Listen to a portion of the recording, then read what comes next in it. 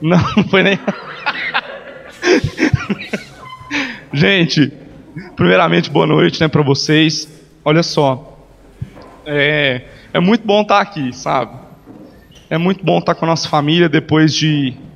Essa já é a terceira semana, né, que a gente está fora. Então, assim... Que isso? Eu sei que você sentiu minha falta, Pedro. É assim, terá a terceira semana que a gente já está fora, então assim, é muito tempo longe. Ao mesmo tempo, Deus ele fez muita coisa especial no tempo que a gente esteve fora. É muito engraçado, porque a gente sempre é convidado para expor, para falar alguma coisa, né, daquilo que a gente está vivendo, ou de alguma coisa daquilo que a gente tem conhecimento. Mas Deus ele nos surpreende em tudo. Que eu tenho certeza que todos nós que estivemos nessas últimas viagens, tanto do Peru quanto de Aracaju que a gente foi, gente, a gente recebeu muito de Deus. E a gente tem um privilégio enorme, sabe, de estar onde a gente está hoje, reunido aqui nesse lugar, entendendo as coisas que Deus nos deu a conhecer. E outra coisa interessante, gente, é ver o presente que Deus nos deu, da gente ir para outros lugares e conhecer talvez lugares que se a gente não tivesse aqui, a gente não tinha conhecido. Quando a gente foi no Equador, né, Gustavo? A gente conheceu vulcões que talvez a gente não teria a oportunidade de conhecer. Agora a gente conheceu muito da história do Peru, a gente conheceu muito da história de Aracaju e da história do Brasil também. Então, assim, é muita beleza que Deus nos proporciona em meio às coisas que a gente vai fazer, e às vezes, se a gente não fizer um clique na mente, é muita coisa que passa despercebida. Muita coisa que a gente vai vivendo uma vida só por viver. E a gente simplesmente existe, mas a gente não vive. Sabe? E o mais interessante é que todos os desafios, todas as lutas, todas as dificuldades, para ir nessas viagens, em meio a tudo aquilo que Deus fez lá, parece muito pequeno. Gente, a gente viu a agonia de alguns dos meninos para levantar a grana para poder ir. Não foi fácil. Teve que fazer muita atividade. E mesmo assim, cada um ainda teve que completar do seu bolso para poder viajar. Porque só as atividades não foram suficientes. Que nós ainda pegamos promoção de viagem, 750 contos, ida e volta. É muito barato. Mas para um grupo grande, era um grande desafio a ser vencido. Mas tudo isso é minimizado, sabe? E eu sei, gente, que muitos de nós, a gente vai passar por problemas, por dificuldades, por desafios. Mas o clique é na gente ver Deus em todas essas coisas, em todos esses processos. Para que quando a gente chegue no alvo, naquilo que a gente deve fazer, a gente não esteja pensando naquilo que precisou acontecer para a gente estar aqui. Mas que a gente possa viver o hoje da maneira que Deus nos deu para a gente viver. E com excelência, sabe? Outro ponto muito importante é que a gente tem que compartilhar os nossos desafios. Talvez, se você não abrir a sua boca, a gente não vai saber aquilo que está acontecendo. Deus ainda não me deu o dom de ter uma bola de cristal, né, e poder adivinhar aquilo que está passando na vida do Glauber, né, na vida do Cássio, na vida do Christian, do Nilo. Então, gente, é desafio. Tudo é desafio. E aquilo que você está passando, você precisa compartilhar, para que a gente possa exercer de fato aquilo que é a igreja. Porque não tem como a gente ser família, a gente dizer que é família sem a gente compartilhar tudo. E tudo, meu irmão, é coisa boa e é coisa ruim também. Sabe? Nessa última semana, eu posso te garantir que aquilo que a gente compartilhou foi irrisório com aquilo que a gente recebeu. Por quê? Porque a gente está na casa de uma família e te receber muito bem lá, te tratar como um filho, é algo muito especial. É algo muito gostoso. Você ir para um lugar e ser bem tratado, ser bem recebido. E a gente vê assim o cuidado de Deus. Porque muitos de nós estavam ajustados de grana, de tudo. E aí não faltou o pão de cada dia. E a gente começa a ver a beleza de Deus nesses mínimos detalhes que muitas vezes passa despercebido em nosso dia a dia.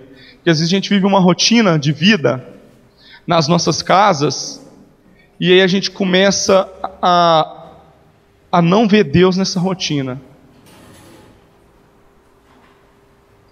A gente começa a não dar valor nas coisas que são importantes, naquilo que Deus está fazendo. Sabe, essa semana a gente teve um devocional de manhã e eu estava lendo João 15. Eu queria abrir com vocês também, versículo 12. João 15, 12.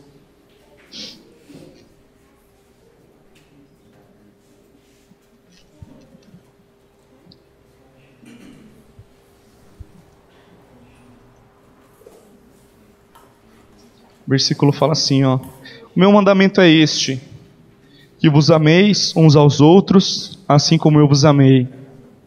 Ninguém tem maior amor do que este, de dar a alguém a sua vida pelos seus amigos. Vós sereis meus amigos, se fizerdes o que eu vos mando. Já não vos chamarei servos, porque o servo não sabe o que faz o seu senhor. Mas tenho-vos chamado amigos, porque tudo quanto ouvi de meu Pai, vos tenho feito conhecer. Não me escolhestes vós a mim, mas eu vos escolhi a vós, e vos nomeei para que vades e deis fruto, e o vosso fruto permaneça, a fim de que em tudo, enquanto em meu nome perdirdes ao Pai, Ele vos conceda, né? Gente, então assim como Cristo veio, e Ele se entregou completamente nas relações que Ele viveu, por quê? Porque Ele deu a conhecer tudo aquilo que Ele tinha conhecido do Pai, Ele fez conhecido para as pessoas que estavam andando com Ele também, né? E Ele chama essas pessoas de amigos. E hoje, gente, nós temos conhecido muito de Deus, e Deus tem nos chamado amigos. Agora que a gente tem visto e entendido tudo aquilo que Deus tem falado aos nossos corações, a gente tem que viver o mesmo que Cristo viveu. Não tem como ser diferente. Sabe?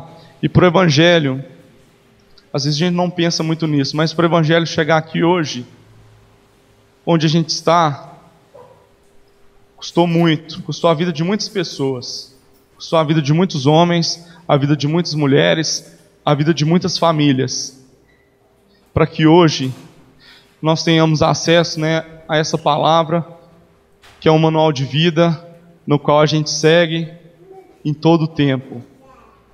Foi muita luta, foi muita guerra, foi muito caixão, muita gente enterrada fora da sua terra natal, para que esse Evangelho chegasse até nós. E agora que nós temos acesso a isso, o que nós temos feito disso? O que nós temos feito da palavra de Deus?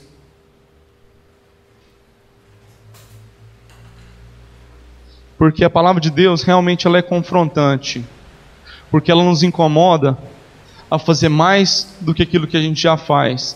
Por quê? Porque a gente tem uma referência que é Cristo, e na palavra fala que a gente vai fazer coisas muito maiores do que aquilo que Cristo fez. Mas para isso acontecer, a gente tem que se doar por completo, e entender que a nossa vida ela já não é nossa, mas ela é de Deus. E aí, como diz aqui na palavra de Deus, tudo aquilo que você pedir no nome de Deus vai ser atendido. Por quê? Porque você vai entender a vontade de Deus. Se a gente entender a vontade de Deus, aquilo que é de Deus, tudo aquilo que a gente pedir vai ser atendido, no sentido de que a gente vai pedir só coisa de Deus. Às vezes a gente lê as coisas com muito pouco entendimento, porque às vezes a gente pensa que a gente pode mudar a vontade de Deus. A gente pensa que a nossa oração, ela vai compadecer o coração de Deus para mudar aquilo que Ele pensa para as nossas vontades. Então já está tudo errado o jeito que a gente está orando.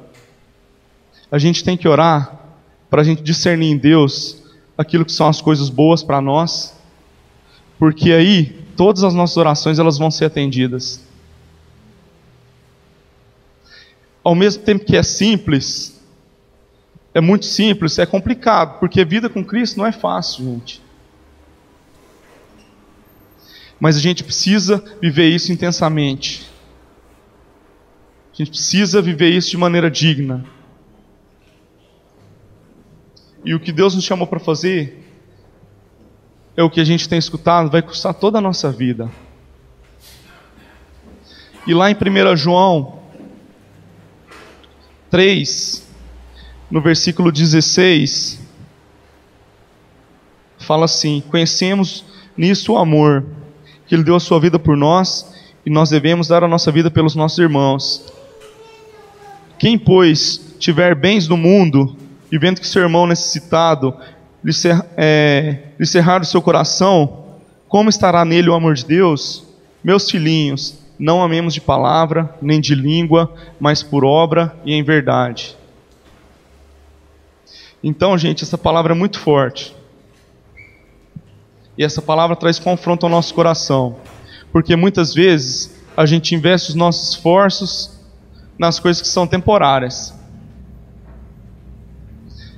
E quando é para a gente investir em coisas que são eternas, tudo é muito difícil. Tudo custa caro. Talvez para as coisas de Deus a gente gostaria que fosse tudo de graça.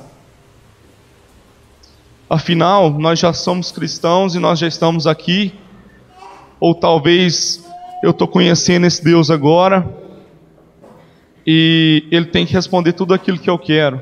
Gente, Deus fala que agora que a gente viu o amor que Cristo deu a sua vida por nós, nós devemos fazer o mesmo pelos nossos irmãos. E se alguém de nós estiver sem o pão, aquele pão que a gente tem que repartir. Porque isso é cristianismo.